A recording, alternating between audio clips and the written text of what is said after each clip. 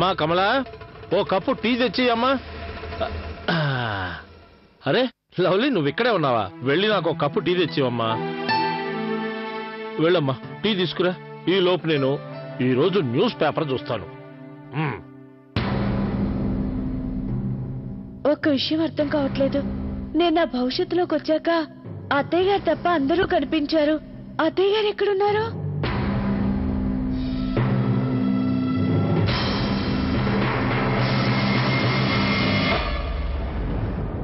గౌరక్క, మీరేం చేసినా గుమగుమలాడిపోతుంది. మీనాక్షి, లడ్డు నోట్లో పెట్టుకోగానే కరిగిపోతుంది చూడు. వీళ్ళకి చెప్పడం వల్ల ఏం ఉపయోగం ఉండదు. కొన్ని సంగతులు కళ్ళతో చూసినప్పటికీ నమ్మడం కష్టమైపోతుంది. ఇప్పుడు వీళ్ళకి ఏం చెప్పినా నమ్మరు. సరైన సమయం వచ్చినప్పుడు అప్పుడు అందరికీ చెప్తాను. అవునక్కయ్య, వాసన చూస్తే కడుపు నిండిపోతుంది. నిజంగానా? గౌరక్క, అది అత్తయ్య గారు ఎక్కడున్నారు? తన గదిలోనే ఉంటారు. ఇంకెక్కడుంటారు? ఏమైంది? ఏం లేదు, మరేం లేదు. అత్తయ్యతో చిన్న పనుంది, నేను వెళ్ళి కలిసి వస్తాను. ఉన్నట్టుండి లవ్లీకి ఏమైంది? ఎప్పుడు ఏదో లోకంలో ఉంటుంది.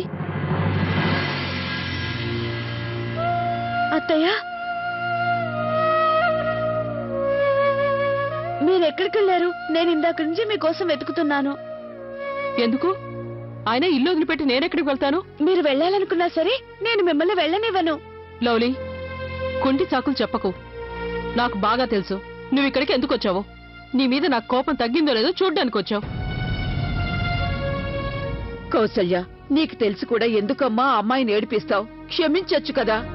అవునత్తయ్య, క్షమించండి, నన్ను మన్నించండి ప్లీజ్. సారీ. సర్లే. బాబు కార్తీక్, ఇలా రానా? చెప్పండి అన్న. ఈ రోజు నువ్వు ఆఫీస్కి వెళ్ళలేదా? వెళ్తున్నానన్నా. అది యాక్చువల్లీ కార్తీక్, నువ్వు నీ ఉద్యోగం మానే. నువ్వు నీ పెయింటింగ్స్ మీద దృష్టి పెట్టు.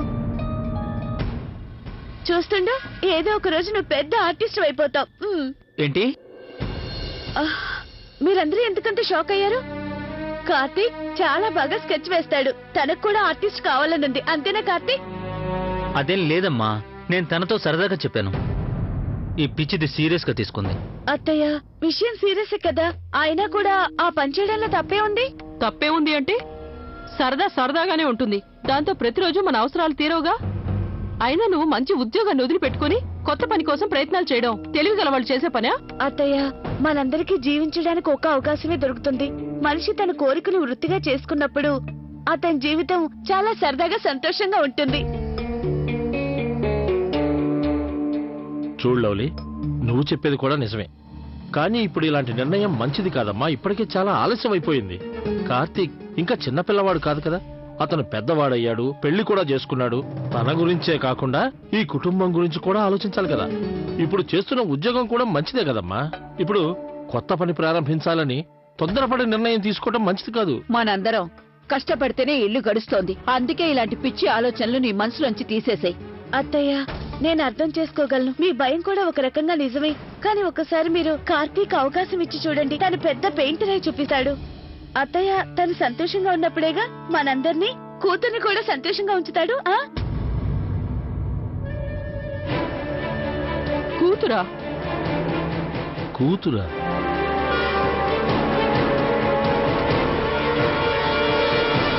ఎవరి కూతురమ్మా?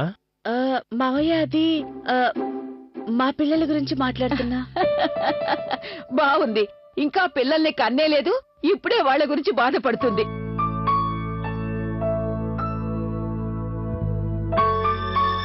ఈ లవ్లీ ఉందే అనవసరంగా కంగారు పడుతుంది.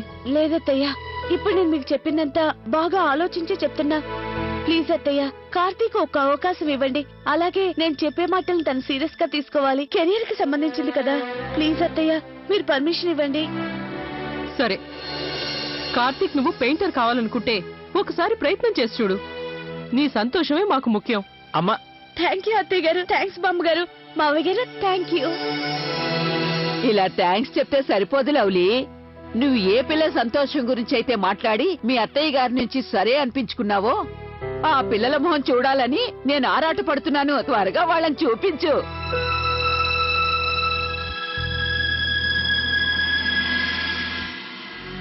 లవ్లీ, నువ్వు చాలా ఓవర్ చేస్తున్నావు. నేను ఎప్పుడో వేసిన 2-3 స్కెచెస్ తీసుకొచ్చి నీకు చూపించాను. నువ్వేమో నా ఉజ్వల భవిష్యత్తు గురించి కలలు కంటున్నావు. ఇప్పుడున్న జాబ్ మానేసి ఇంకో పని ప్రారంభించడం నువ్వు అనుకున్నంత తేలిక కాదు. నాకు తెలుసు కొత్త పని స్టార్ట్ చేయడం అంత తేలిక కాదు అని. కానీ కార్తీక్, మనకు కావాల్సిన లక్ష్యం చేరుకోవాలంటే కొన్ని కష్టాలు పడాల్సిందే. లవ్లీ, అయినా ఈ విషయాలని అమ్మకు చెప్పాల్సిన అవసరం ఏముంది చెప్పు? కనీసం ఒకసారి నువ్వు నన్ను అడగచ్చు కదా. ఎందుకు అడగాలి? నువ్వే స్వయంగా చెప్పావు కదా నువ్వు పెయింటర్ అవ్వాలని. అయ్యో లవ్లీ, అది నా చిన్నప్పటి సంగతి. ఇప్పుడు నేను పెద్దవాడిని అయిపోయాను. సిచ్యువేషన్స్ చేంజ్ అయిపోయాయి. రేపు ఏం జరుగుతుందో తెలియకుండా ఇంత పెద్ద రిస్క్ ఎలా తీసుకోను?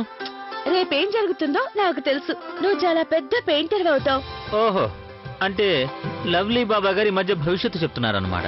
లేదు, నేను భవిష్యత్తు చెప్పడమే కాదు మీ భవిష్యత్తును కూడా చూడగలను. చాలా బాగుంది.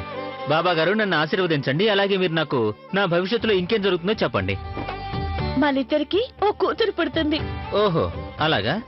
కూతురా? మరీ కబుర్లు చెప్తున్నావు లవ్లీ. నన్ను ఇలా వెర్రివాణ్ణి చేయడం నీకు తప్పనిపించట్లేదా? కార్తీక్, నేను అబద్ధం చెప్పడం లేదు. నేను వెర్రివాణ్ణి చేయడం లేదు. నేను చూశాను. లవ్లీ, నువ్వు అబద్ధాల కోరివి. ఈ విషయం ప్రపంచం అంతా తెలుసు.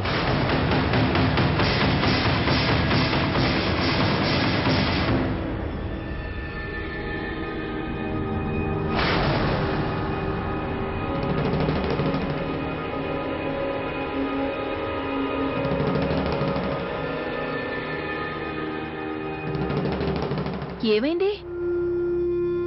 ఏం జరిగిందన్నో? ఈ రోజు మా అందాల రాకుమారుడి మొహం ఇలా వెలవెలబోయిందేంటి?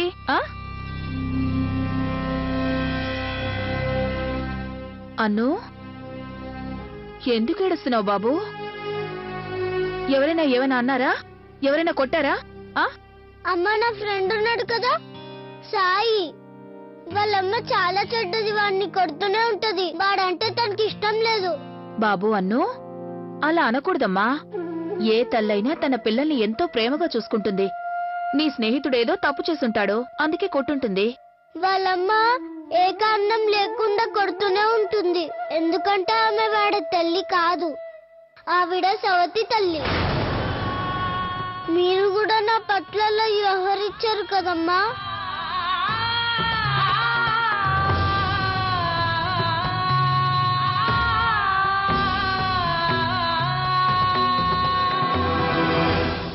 ఊరుకో, ఏంటా మాట్లాడను? నువ్వు నా రాకుమారుడివి కదా. నిన్ను నా ప్రాణం కన్నా ఎక్కువగా ప్రేమిస్తున్నాను బాబు, తెలిసిందా? నిజంగా? ప్రామిస్? పక్కా ప్రామిస్. అమ్మ, మీరు ఎప్పుడు నన్ను ఇలాగే ప్రేమగా చూసుకుంటారు కదూ? అవును బాబు, నేను ఎప్పుడూ కూడా నిన్ను అందరికన్నా ఎక్కువగా ప్రేమిస్తాను. ఎందుకో తెలుసా?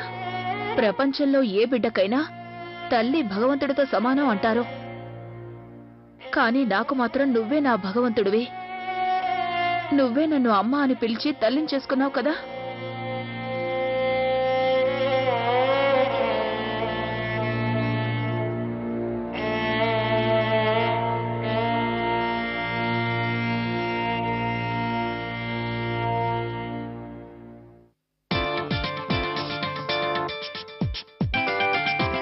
ఓ మై గాడ్, ఈ మ్యాగజైన్ లో అయితే అన్ని మెన్షన్ చేస్తున్నాయి. టోటల్ ఇన్ఫర్మేషన్ ఉంది. ఈ మ్యాగజైన్ గనుక నాకు ముందే దొరుకుంటే నేను ఇంకా ప్రెటీగా ఉండేదాన్ని. 1 calorie a day keeps healthy figure away. Absolutely right. ఇక మీదట నేను రోజుకి 1 క్యాలరీ తక్కువ తిన్నా నేను ఈ ఫిగరే మెయింటైన్ చేయొచ్చు. కానీ ఈరోజు నేను ఒక ఎక్స్ట్రా లడ్డు తినేశాను. నేను వెంటనే ఎక్సర్సైజ్ చేయాలి.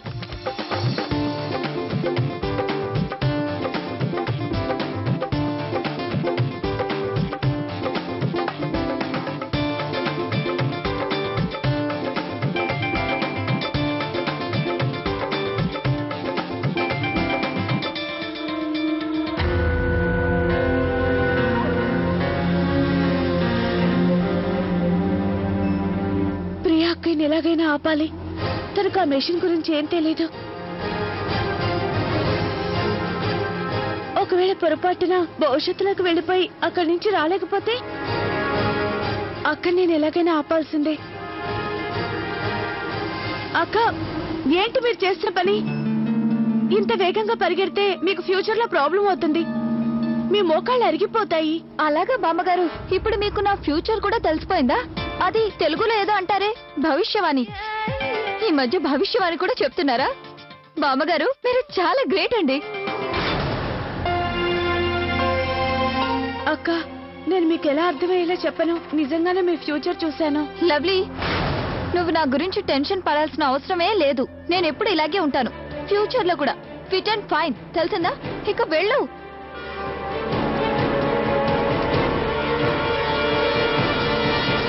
గౌరక్క, అక్క మీరెక్కడికి వెళ్తున్నారు? గురుమాత దర్శనం కోసం వెళ్తున్నాను. నిన్న రాత్రి హైదరాబాద్ కి విచ్చేశారు. గురుమాత? ఆవిడెవరు? తన గురించి ఇంతకు ముందు నేను ఎప్పుడూ వినలేదు. నువ్వు వినకపోయి ఉండొచ్చు. నేను ఈవిడ గురించి చాలా గొప్పగా విన్నాను. తన ప్రవచనాలు టీవీలో కూడా వస్తుంటాయి. అక్క, తనెవరో మనకు తెలియకుండా అలాంటి వాళ్ళ దగ్గరికి వెళ్ళడం మంచిది కాదు. మీకు తెలియదక్క, వీళ్ళు ధర్మం పేరు చెప్పి చేయకూడనివి చేస్తున్నారు. లవ్లీ, పనికిరాని మాటలు అనవసరం. ఆవిడికి చాలా గొప్ప పేరుంది. చాలా గొప్ప గొప్ప వాళ్ళు కూడా ఆవిడ భక్తులే. ఆవిడ చూపించే మహిమల గురించి ఎంత చెప్పినా తక్కువే. అక్క, ఆవిడ మహిమలకి మీరు దూరంగా ఉండి నమస్కారం పెట్టుకోండి. అబ్బా లవ్లీ, ఇదంతా నీ అపోహ. నేను వెళ్లి రావాల్సిందే. నాకు ఆలస్యం అవుతోంది. అక్క, బాయ్ అక్కయ్య.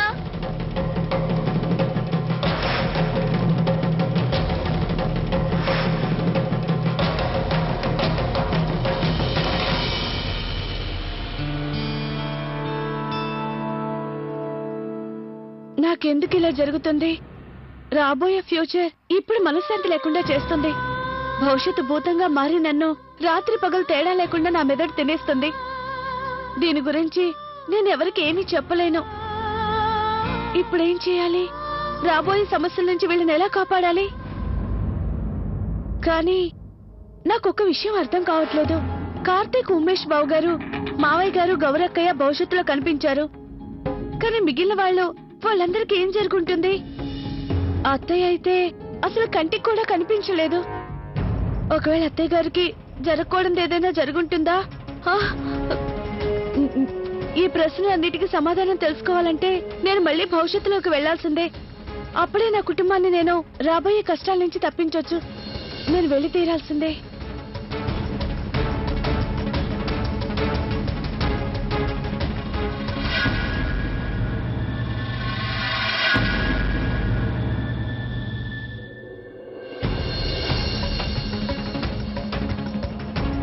ఒకవేళ నాకు అక్కడ ఏదైనా జరిగితే? ఇలా ఫ్యూచర్ లోకి వెళ్ళడం చాలా రిస్క్ తో కూడుకున్న పని.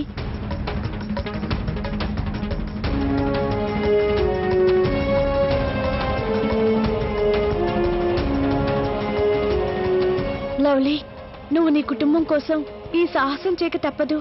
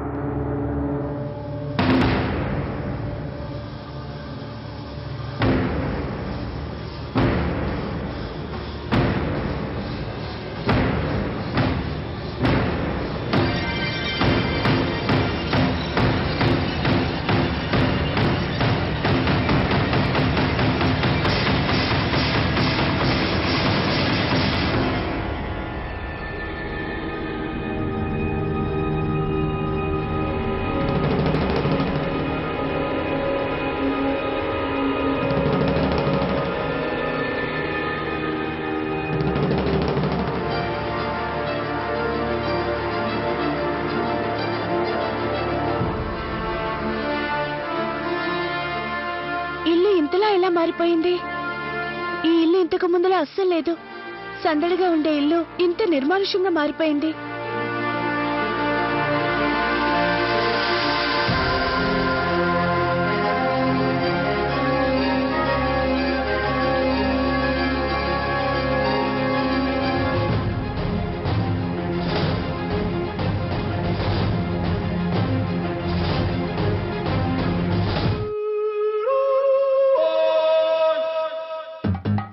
నా కూతురు ఇంత లావైపోయిందేంటి? దీని చేత మంచి వర్కౌట్లు చేయించాల్సిందే.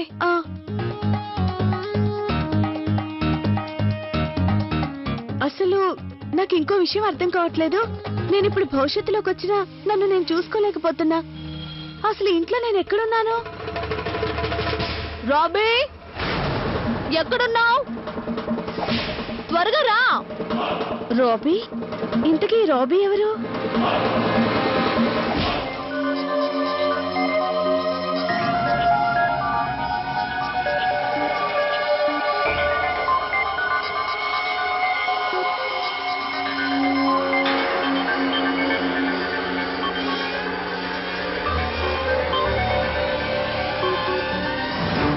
ఎక్కడున్నా నువ్వు? ఇంతసేపు ఏం చేస్తున్నావు? తను అన్ను గాని లక్కీ గాని అయి ఉంటాడు. ఎంతసేపటి నుంచి పిలుస్తున్నాను, వినిపించట్లేదా? స్టూపిడ్. మరి భయం లేకుండా ప్రవర్తిస్తుంది. సారీ మేడం, నేనేం చెయ్యలేను.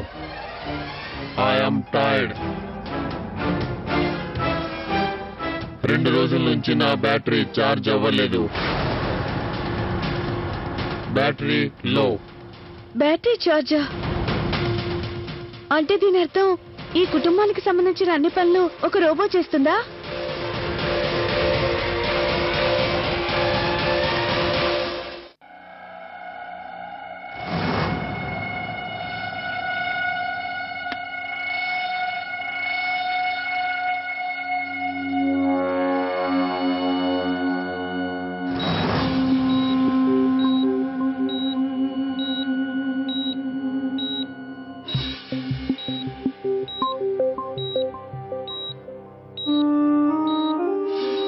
అంటే దీని అర్థం 16 సంవత్సరాల తర్వాత ఇంటి పనులన్నీ రోబోనే చేస్తుంది. మొత్తం ఎంత హైటెక్ గా మారిపోయింది లైఫ్ స్టైల్, మా ఇల్లు కూడా. చాలే ఇంకా. నువ్వు ఛార్జింగ్ పెట్టుకోవడం పూర్తయిపోతే ఆ తర్వాత నువ్వు నా పనులన్నీ చేయాలి. ముందు నా హోంవర్క్ చేయి, తర్వాత నా రూమ్ అంతా క్లీన్ చేయి. ఆ తర్వాత మార్కెట్ కి వెళ్లి నా కోసం మరిన్ని చాక్లెట్లు తీసుకురా. ఇంకా స్నాక్స్ కూడా. ఓకే. ఇప్పుడు అర్థమైంది. ఈ పిల్ల పనులన్నీ రోబో చేస్తుంది. బద్దకస్తురాలు, అందుకే ఇంత లావైపోయింది. దీని కుదరాలే కానీ బ్రష్ కూడా రోబోతోనే చేయిస్తుంది. మంచిదేలే, ఈ పిల్ల భవిష్యత్ నాకు ముందుగానే తెలిసిపోయింది. నేను దీన్ని డిసిప్లైన్ లో పెడతాను. దాంతో ఈ బండదానికి లావయ్యే అవకాశం ఉండదు. సర్లే, దీని సంగతి తర్వాత చూసుకోవచ్చు. ముందు అత్తయ్య గారు ఎక్కడున్నారో వెతకాలి. అత్తయ్య గారు ఎక్కడున్నారు? Charging complete.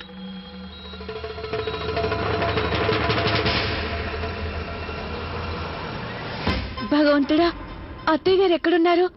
ఇక్కడ నేను ఎవరికి కనిపించట్లేదు, నా మాటలు వినిపించట్లేదు.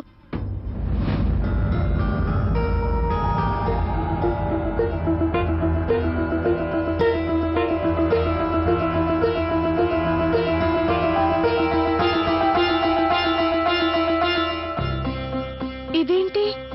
కొన్ని సంవత్సరాల తర్వాత మా కుటుంబంలో అందరూ కలిసి భోంచేరా? ఎవరి రూమ్ లో వాళ్ళు భోంచేస్తారా? ఆది, నువ్వేంటి ఇంకా ఇవన్నీ తింటున్నావు? లావైపోతావు. ఏం పర్వాలేదు ప్రియా. అయినా నువ్వేంటి అవి తింటున్నావు? ఉండు, దీన్ని తిను. తిని చూడు ఎంత టేస్టీగా ఉందా. నో అది. కొంచెం తిను ప్రియా. No no no. నన్ను లావైపోవాలని కోరుకుంటున్నావా? ఈ ఫేస్ లిఫ్టింగ్, ఈ టమాటో చేయించి ఉపయోగం ఏంటి? అదే నాకు అర్థం కావట్లేదు ప్రియా. ఇంత చేయించి ఉపయోగం ఏముంది? నువ్వు చూస్తే అందరిలా నవ్వలేవు. ఎలాంటి ఎమోషన్ కూడా నీ ఫేస్లో కనిపించదు. కనీసం తృప్తిగా ఏడవలేవు. నీ మొహం ఒక బొమ్మలా తయారైపోయింది అంతే. So what? నీకు నన్ను వేలెత్తి చూపించే అవకాశం దొరికితే చాలు, ఇంకేం అక్కర్లేదు. ఇప్పుడు అంతకన్నా నేను ఏం చేయగలను ప్రియా? నువ్వే చెప్పు. నువ్వు చేసే ఈ పిచ్చి పనులకి నేను మొదటి నుంచి నేను సపోర్ట్ చేయకుండా ఉండాల్సింది. ముందే నిన్ను ఆపుంటే బాగుండేది. అందంగా కనిపించాలనే భ్రమలో నువ్వు సర్వస్వం కోల్పోయావు. ఆ విషయం తెలుస్తుందా?